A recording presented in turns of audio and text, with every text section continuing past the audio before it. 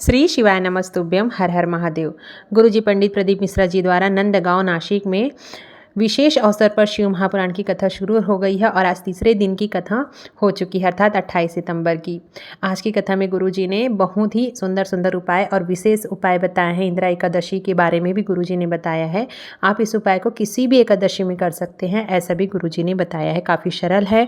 आपको हम इस उपाय को बता रहे हैं ताकि आप जो कल है जो प्रदोष, उसमें आप इस उपाय को कर सकते हैं। प्रदोष में गुरुजी का बिल्कुल नया उपाय, मनोकामना पूर्ति उपाय सभी से करने को कहा है। यह उपाय आप अपने स्वयं के लिए भी कर सकते हैं, अपने परिवार के लिए भी कर सकते हैं, कोई भी सदस्य कर सकता है। इसका अधिक से अधिक लाभ प्राप्त कर सकते हैं। यह उपाय बिल्कुल नया है। कैसे करना है इसके लिए आप वीडियो को अंत तक जरूर देखें। जैसे कि 28 सितंबर श्राद्ध पक्ष में चल रही नंदगांव नासिक की शिव महापुराण की कथा, तीसरे दिन की कथा में गुरुजी ने बहुत ही उपयोगी जानकारी दी है। और यदि आप किसी भी कारणवश कथा नहीं सुन पाए हैं तो पूरी कथा का रास्ता तो इस छोटे से वीडियो से प्राप्त हो जाता है। बढ़ते हैं आज की पहली विशेष जानकारी की ओर। कथा शुरू होते ही गुरुजी ने कहा, अगर आपको मनुष्य का शरीर मिला है तो हमें भगवान की भक्ति को प्राप्त करना है। अगर हम भगवान की भक्ति प्राप्त नहीं कर पा रहे हैं तो मानव जीवन लेने का कोई भी फायदा नहीं है। बढ़ते हैं आज की कथा की अगली जानकारी की ओर। गुरुजी ने कहा, आज पितृपक्ष की एकादशी भी है। जैसे हॉर्न बजाने वाले से ज़्यादा हॉर्न को सुनने वाले का होता है, उसी प्रकार शिव महापुराण कथा बाँचने वाले से ज़्यादा फायदा शिव महापुराण कथा सुनने वाले को होता है। बढ़ते हैं अगली विशेष जानकारी की ओर। गुरुजी ने कहा, पिछली शिव महापुराण कथा में किसी ने हमसे एक प्रश्न पूछा था। अंतिम दिन शिव महापुराण की कथा में प्रश्न आने के कारण हम उत्तर नहीं बता पाए हैं, तो उस उत्तर को हम आज देना चाहते हैं। एक व्यक्ति ने प्रश्न पूछा कि आपका सनातन धर्म, आपके सनातनी ने भगवान को व्यापार बना रखा है। आपके हिंदू धर्म में भगवान को सजाकर सुबह सुबह खड़ा कर रख देते हैं, तैयार करके रख देते हैं ताकि उनका व्यापार हो सके, उस रूप में प्रयोग किया जा सके। तो इस पर गुरुजी ने कहा, हमारे यहाँ ऐसा व्यापार नहीं होता है, इसे व्यापार नहीं कह सकते हैं, क्योंकि हमारे यहाँ भगवान को जब हम तैयार करके उन्हें सामने लाते हैं तो इसका मतलब यह होता है कि भगवान अपने भक्त की पुकार के लिए दौड़े दौड़े उनके पास कभी भी किसी भी समय पहुँच सकते हैं। बढ़ते हैं आज की अगली जानकारी को। और गुरुजी ने कहा, बिना भक्ति के भगवान की प्राप्ति नहीं होती है। जिस दिन आपके अंदर भक्ति जागृत होती है उस दिन आपको शिव की प्राप्ति होने में देरी नहीं लगती है। बढ़ते हैं आज की अगली जानकारी की ओर। अगर कोई भूलवश भी ज्योतिर्लिंग में पहुंच जाता है, अगर कोई भूलवश भी भगवान की चौखट में पहुंच जाता है, कोई भूलवश भी शिव महापुराण की कथा में पहुंच जाता है, अगर कोई भी भूलवश पार्थिव शिवलिंग का निर्माण अपने हाथों से कर लेता है, तो महादेव स्वयं कहते हैं माँ लक्ष्मी से कि लक्ष्मी, आपका फर्ज है उसके घर में कभी भी धन संपदा और लक्ष्मी की कमी नहीं होनी चाहिए। बढ़ते हैं आज की कथा की अगली विशेष जानकारी की ओर। कन्हैया यादव पत्र लेकर आया जिसमें उन्होंने लिखा, यजमान के साथ एक सेल्फी लेना चाहता हूं। इसके बाद गुरुजी ने कहा, ऐसा पत्र हमने पहली बार देखने मिला है। बढ़ते हैं अगली जानकारी की ओर। गुरुजी ने कहा, आप सभी से हम एक निवेदन करना चाहते हैं, आपको अपने घर के दरवाजे में श्री शिवाय नमस्तुभ्यम लिख देना चाहिए। अगर नहीं लिख सकते हैं तो आप बाजार से मिलने वाले बैनर स्टिकर लाकर भी अपने द्वार में चिपका सकते हैं। और गुरुजी ने कहा, 20 से 22 दिनों के अंदर आपको अपने घर में एक अच्छा वाइब्रेशन दिखने को मिलेगा। इसके साथ ही आप 6 महीने बाद देखिएगा कि आपके जीवन में क्या अंतर आया है, क्योंकि स्वयं वेद व्यास जी ने लिखा है कि श्री शिवाय नमस्तुभ्यम मंत्र का उच्चारण करने वाले का अगर आप मात्र मुख का भी दर्शन कर लेते हैं तो आपको कई प्रकार के पुण्य प्राप्त होते हैं, कई प्रकार के पाप नष्ट हो जाते हैं। अब गुरुजी ने कहा है, आपके घर के मुख्य द्वार में श्री शिवाय नमस्तुभ्यम लिखा रहेगा तो घर में आने वाले व्यक्ति जब उसकी नज़र पड़ेगी तो वो भी धन्य हो जाएंगे और श्री शिवाय नमस्तुभ्यम जरूर बोलेगा। जब आप उसको अपने घर के अंदर लाने के लिए दरवाज़ा खोलेंगे तो आप उस व्यक्ति का मुख का दर्शन करेंगे जिसने श्री शिवाय नमस्तुभ्यम मंत्र बोला है, और इसमें लाभ आपका ही होने वाला है। बढ़ते हैं आज की कथा की अगली जानकारी की ओर।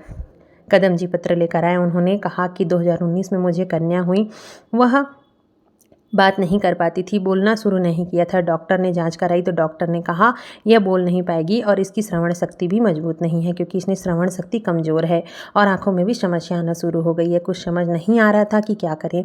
पड़ोसी ने शिवलिंग पर जल चढ़ाने को कहा। शिवलिंग पर चढ़े जल को प्राप्त करके उसका आचमन बेटी को कराने के लिए कहा। हमने ऐसा ही करना शुरू किया। हमने कई प्रकार की जाँच करवाई क्योंकि हमारे पास उतना धन भी नहीं था। शिवलिंग पर चढ़े जल का लाभ यह हुआ, हमारी बेटी बोलने लगी, देखने लगी, सुनने लगी, उसी का आभार व्यक्त करने हम कथा पंडाल में आए हैं। अगली जानकारी को लेकर शोभा जी पत्र लेकर आए, जिसमें उन्होंने लिखा, आप कहते हैं कथा पंडाल में बैठकर कथा सुनने से कामना शीघ्र अतिपूर्ण होती है। 3 माह में वह कामना पूरी होती ही है। मेरे बेटे ने जलगांव की कथा पंडाल में बैठकर सुनी। उसने संकल्प लिया था कि मैं एग्ज़ाम देने के बाद कथा पंडाल में जाकर कथा सुनने आऊँगा। मेरी मनोकामना पूरी हो गई और मेरा बेटा लेखा अधिकारी बन गया है। उसी का आभार व्यक्त करने हम कथा पंडाल में आए हैं। बढ़ते हैं अगली जानकारी की ओर। संगीताबाई जी पत्र लेकर आए, जिसने लिखा था, मेरा बेटा कई साल से सरकारी नौकरी की तैयारी कर रहा था। 3 बार आर्मी का भी पेपर दिया, लेकिन उसका कहीं भी चयन नहीं हुआ। 7 साल बाद मैंने उसे टीवी पर श्री महापुराण की कथा सुनने के लिए कहा, ऐसा बताया तो उन्होंने शुरू किया। मेरे बेटे ने मेरा अनुसरण किया, शिवलिंग पर जल चढ़ाना शुरू किया और उसकी पुलिस में जॉब लग गई। उसी का आभार व्यक्त करने हम कथा पंडाल में आए हैं। आज की कथा की विशेष जानकारी गुरुजी ने कहा, आज अश्विन माह की एकादशी है, जिसे हम इंदिरा एकादशी के नाम से भी जानते हैं। आज आपने कोई दान किया है, पुण्य नहीं किया है, आपने कोई दान नहीं किया है, फिर आज आपने कुछ भी नहीं किया है, तो आज शिव महापुराण की कथा सुनी है तो आपका और हमारा कल्याण वैसे ही हो जाएगा, निश्चित है। बढ़ते हैं आज की कथा की अगली जानकारी की ओर। गुरुजी ने कहा, इंदिरा एकादशी में अगर हम भूलवश भी गाय को एक अन्न का टुकड़ा देते हैं, भूखे को भोजन, प्यासे को पानी प्रदान करते हैं, या फिर हम भगवान का नाम जप कर लेते हैं, हरि और हर को याद कर लेते हैं, हमारे पितर हमें आशीर्वाद प्रदान करके चले जाते हैं। बढ़ते हैं आज की कथा की अगली और विशेष जानकारी को।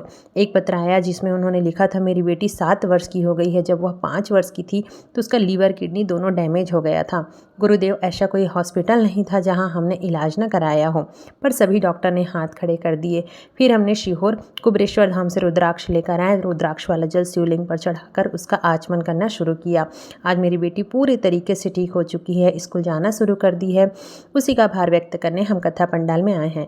आज की कथा की अगली विशेष जानकारी की ओर। कल है 29 सितंबर, श्राद्ध का विशेष प्रदोष है, विशेष तिथि है और गुरु जी ने विशेष उपाय इसी शिव महापुराण की कथा में बताया, जो बिल्कुल नया उपाय है, जिसे आपको इस 29 सितंबर को श्राद्ध प्रदोष में करना ही है। गुरुजी ने कहा, वर्ष भर आप अपनी मनोकामना पूर्ति के लिए, व्यापार या नौकरी के लिए या इंटरव्यू में सफलता प्राप्त करने के लिए बेलपत्र की बीच वाली पत्ती में शहद तो लगाते हैं, लेकिन आपको उस बेलपत्र को शिवलिंग पर चिपकाते हुए आपको इस बार थोड़ा अलग करना है। करना यह है, यदि आप नौकरी, अपनी इंटरव्यू, कोई कामना जो पूरी नहीं हो रही है, उसकी पूर्ति के लिए आपको बचे हुए दिनों में अर्थात कल अर्थात 29 सितंबर को प्रदोष में ही आपको यह उपाय करना है। आपको बेलपत्र की बीच वाली पत्ती में घी लगाना है। घी मतलब घृत होता है, देशी गाय के घी से है। आपको बेलपत्र की बीच वाली पत्ती में घी लगाना है और इस बेलपत्र को आपको शिवलिंग के ऊपर अर्पित कर देना है। बेलपत्र की शिवलिंग पर अर्पित ऐसे करना है कि बेलपत्र की डंडी जो होगी वो उत्तर दिशा की ओर होगी। इसके साथ ही आपको अपना कर्म करना है, खूब मेहनत करना है, सफलता आपको निश्चित ही देखने को मिलेगी। इस वीडियो में जो भी हमने आपको बताए हैं, यदि आपको कुछ समझना है तो आप मुझे कमेंट्स करके पूछ सकते हैं। उम्मीद करती हूँ वीडियो आपको पसंद आया होगा। प्लीज़ इस वीडियो को ज़्यादा से ज़्यादा लोगों तक शेयर करें। श्री शिवाय नमस्तुभ्यम। जय महाकाल।